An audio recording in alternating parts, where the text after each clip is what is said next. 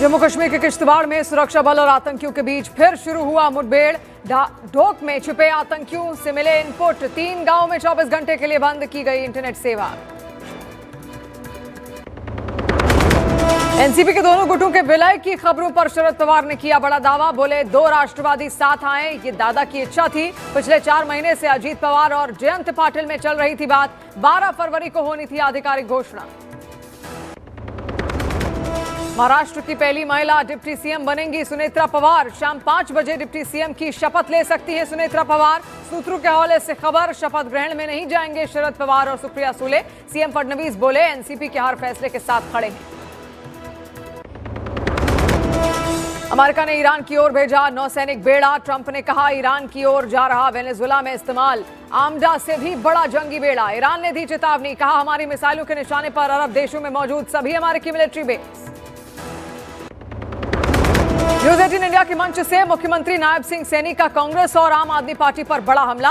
कहा कांग्रेस और आम आदमी पार्टी सिर्फ झूठे वादे करती है, बीजेपी जो कहती है।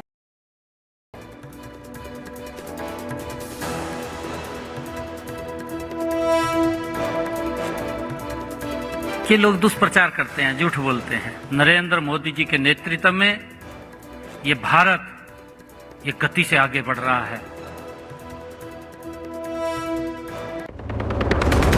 न्यूज 18 इंडिया के मंच से हरियाणा बीजेपी अध्यक्ष मोहन लाल बड़ौली ने मुख्यमंत्री नायब सिंह सैनी की जमकर की तारीफ। कहा नायब सिंह सैनी जिस ऊर्जा से काम करते हैं उनको पीएम मोदी का आशीर्वाद है।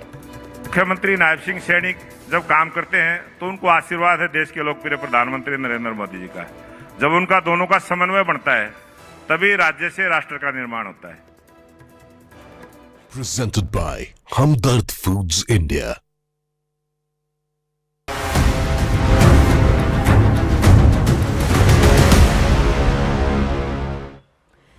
नमस्कार, न्यूज 18 इंडिया देख रहे हैं आप। मैं हूं आपके साथ शिवानी पांडे और शुरुआत महाराष्ट्र की सियासत से, जहां महाराष्ट्र में एनसीपी के मर्जर को लेकर शरद पवार ने बड़ा बयान दिया। उन्होंने कहा कि दोनों राष्ट्रवादी दलों का एक साथ आना अजीत पवार की इच्छा थी। शरद पवार ने स्पष्ट किया कि अजीत पवार की इच्छा पूरी हो, यही उनकी भी चाहत है। पवार के मुताबिक बीते 4 महीनों से दोनों पार्टियों के विलय को लेकर बातचीत चल रही थी और 12 तारीख को इसकी आधिकारिक घोषणा होनी थी। हालांकि उन्होंने यह भी साफ किया कि इस पूरे घटनाक्रम में सुनेत्रा पवार के साथ उनकी कोई भी चर्चा नहीं हुई है। इसके साथ शरद पवार के आवास पर अहम बैठक चल रही है। वहीं खबर यह भी है कि सुनेत्रा पवार के शपथ ग्रहण में वो और सुप्रिया सुले नहीं जाएंगे।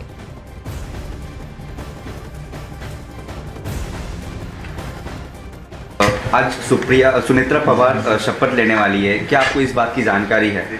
नहीं, किया होगा तो उनके पार्टी ने तय किया होगा।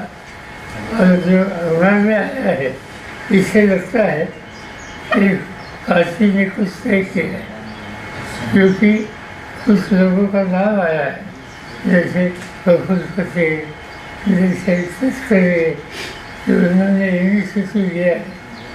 यानी इनके पार्टी ने इंटरनल कुछ न कुछ तय किया होगा। कल नरेश अरोड़ा की मीटिंग हुई थी सुनेत्रा पवार के घर। क्या आप जो नाम लेते हैं मैं उनको जानता हूं।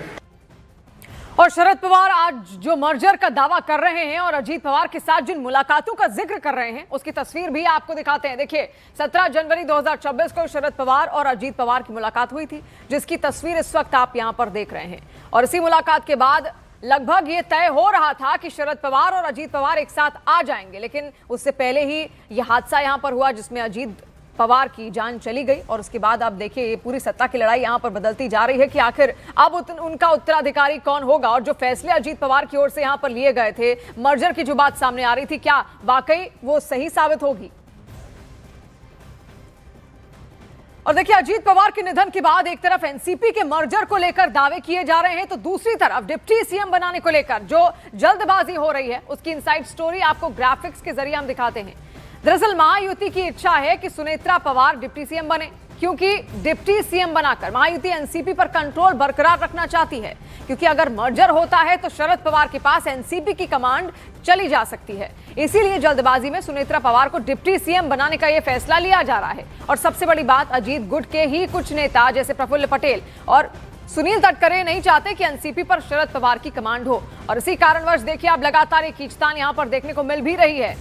और इसी के साथ अब आपको बता दें, डिप्टी सीएम अजीत पवार के निधन के बाद ये उप मुख्यमंत्री की जो कुर्सी खाली हुई है उसको लेकर तो सियासत हुई है, हलचल भी लगातार बढ़ रही है। लेकिन ये तस्वीर देखना बहुत ज्यादा अहम है, जो कि उस वक्त की तस्वीर है जब अजीत पवार हम सब के बीच में यहाँ पर थे। 17 जनवरी 2026 की तस्वीर आपको दिखाएं, इसको लेकर चर्चाएं भी यहाँ पर हुई। अजीत पवार को आप देख रहे हैं, अपने चाचा के ठीक बगल में वो यहाँ पर बैठे भी हुए हैं और ऐसे में इसके बाद यहाँ पर शायद बातचीत इसी बात को लेकर हो रही थी कि अब आगे की रणनीति किस तरीके से लेकर यहाँ पर साथ चलना है, क्योंकि जो यहाँ पर चुनाव भी हुए थे उसमें भी हमने देखा था किस तरीके से कई जगहों पर दोनों पार्टियां साथ यहाँ पर चुनाव लड़ी थी। आप देखिए यहाँ पर उनके जो बेटे हैं रोहित पवार, ये भी आपको बैठे हुए, जो उनके भतीजे हैं रोहित पवार, वो बैठे हुए दिखाई दे रहे हैं। इसके अलावा इसी मीटिंग में अजीत पवार भी यहाँ पर शामिल थे, कई विधायक भी उनके इस वक्त पार्टी के वहां पर मौजूद हैं। आप देखिए शरद पवार साथ में बैठे हैं और साथ ही में अजीत पवार भी हैं। 17 तारीख की फोटो हम आपको दिखा रहे हैं, 17 तारीख, और अभी 2 दिन पहले यह हादसा हुआ था, तब उनकी जान गई थी। लेकिन उससे पहले शायद इस बात पर चर्चा यहाँ पर हो रही थी, अजीत पवार भी इस बात को जरूर चाहते थे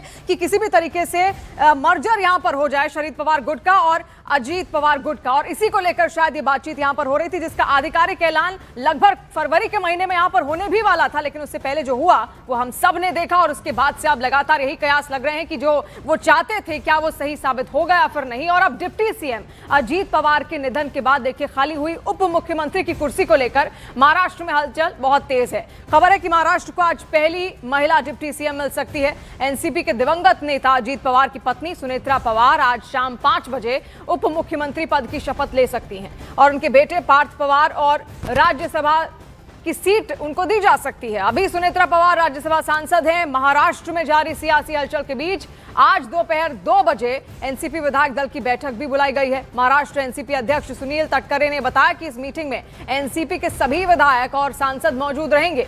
एनसीपी के सूत्रों के मुताबिक इस मीटिंग में सुनेत्रा पवार को एनसीपी विधायक दल का नेता चुना जाएगा।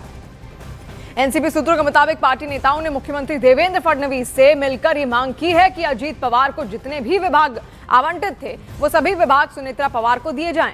दरअसल अजीत पवार के पास वित्त, आबकारी और खेल विभाग था।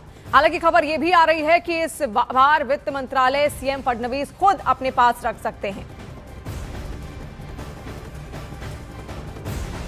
देखिए, इसके बारे में मैं कुछ टिप्पणी नहीं करना चाहता हूँ। आज हमारे राष्ट्रवादी कांग्रेस पार्टी की विधायक दल की मीटिंग वहाँ पे है, उसमें आज निर्णय किया जाएगा। उसके बारे में हम राज्य के मुख्यमंत्री जी, जो उनका अधिकार है, उनको इसके बारे में हम अवगत करें। कार्यकर्ताओं ने वहिनी से विनती की है कि वहिनी, आपका दुख कोई कम नहीं कर सकता, हमारा दुख कोई कम नहीं कर सकता, मगर हमारे दुख के ऊपर आपको फूंकर मारनी पड़ेगी, आपका दुख आपको भूलना पड़ेगा। और अजीत दादा का जो सपना है, अजीत दादा की जो काम की शैली है, वो आपको लेनी ही पड़ेगी। इसके वास्ते सुनेत्रा पवार बहनी ने हम लोगों के लिए आज का डिसीजन लिया हुआ है और वो लेना ही था। आपको भी मालूम है, राजनीति में समय सूचकता बहुत अहम रखती है। और देखिए, सुनेत्रा पवार को लेकर एनसीपी नेताओं ने सीएम देवेंद्र फडणवीस से मुलाकात भी की, जिसके बाद सीएम देवेंद्र फडणवीस ने भी ये कहा कि उन्हें इससे कोई एतराज नहीं है और वो अजीत दादा के परिवार के साथ हैं। कुठलाही निर्णय जो काही घ्यायचा असेल तो राष्ट्रवादी काँग्रेस पक्ष घेईल आणि राष्ट्रवादी काँग्रेस पक्ष जो निर्णय घेईल त्याच्या पाठीशी आम्ही उभे राहू, सरकार म्हणून आणि भारतीय जनता पार्टी। त्यामुळे मी आत्ता आपल्याला एवढंच सांगू शकतो की अजितदादांचं कुटुंब असेल किंवा राष्ट्रवादी काँग्रेस पक्ष असेल, याच्या पाठीशी आम्ही पूर्णपणे उभे आहोत। त्यांचे जे काही निर्णय होतील त्या निर्णयांना योग्य ते समर्थन आमच्याकडनं असेल। और विवेक गुप्ता इस वक्त मुंबई से हमारे साथ जुड़ रहे हैं, जो एनसीपी दफ्तर के बाहर ही मौजूद हैं। विवेक, क्या तस्वीर वहां से आप देख पा रहे हैं? क्योंकि अब कहा तो ये जा रहा है कि डिप्टी सीएम का पद यहां पर सुनेत्रा पवार संभाल सकती हैं, लेकिन क्या इससे शरद पवार नाराज हैं? उनकी नाराजगी को लेकर कोई खबर, क्या फैसला वो ले रहे हैं?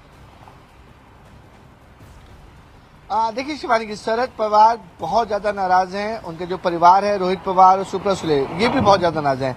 नहीं तो आज शरद पवार को पुणे में प्रेस कॉन्फ्रेंस करने की जरूरत नहीं पड़ती। प्रेस कॉन्फ्रेंस में शरद पवार ने साफ तौर पे कहा है कि उन्हें और उनके परिवार वाले को सुनीता पवार डिप्टी सीएम बन रही है, इसके बारे में कोई भी डिस्कशन नहीं किया गया था। दूसरी बात शरद पवार ने कह दी है कि जिस तरीके से सुनीता पवार डिप्टी सीएम के लिए बारामती से मुंबई आई है, उसकी भी जानकारी शरद पवार और उनके परिवार वाले को नहीं है। तो कहीं ना कहीं ये साफ हो गया है कि जिस तरीके से सुनीता पवार आज डिप्टी सीएम पद की शपथ लेने वाली हैं, इसकी भनक तक शरद पवार और रोहित पवार और सुप्रिया सुले उन किसी को भी नहीं लगी थी, जिसको लेकर नाराजगी थी। और नाराजगी उन्होंने आज कैमरे के सामने बता भी दिया है कि इसके बारे में कोई जानकारी नहीं है। लेकिन वहीं दूसरी तरफ अजित पवार गुट में पूरी तैयारी कर रखी है। सुनीता पवार और उनके बेटे पार्थ पवार बारामती से मुंबई आज सुबह आ चुके हैं। प्रफुल्ल पटेल और सुनील तटकरे ये सब सारे बड़े नेता मौजूद हैं।